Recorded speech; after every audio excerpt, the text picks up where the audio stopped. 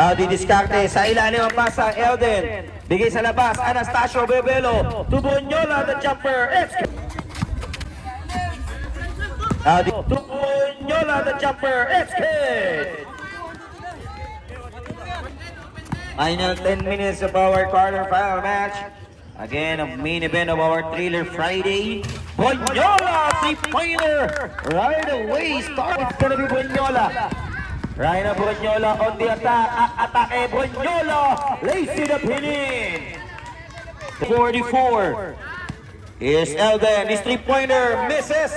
Cosmis there. Second serving. Bonyola. One hand.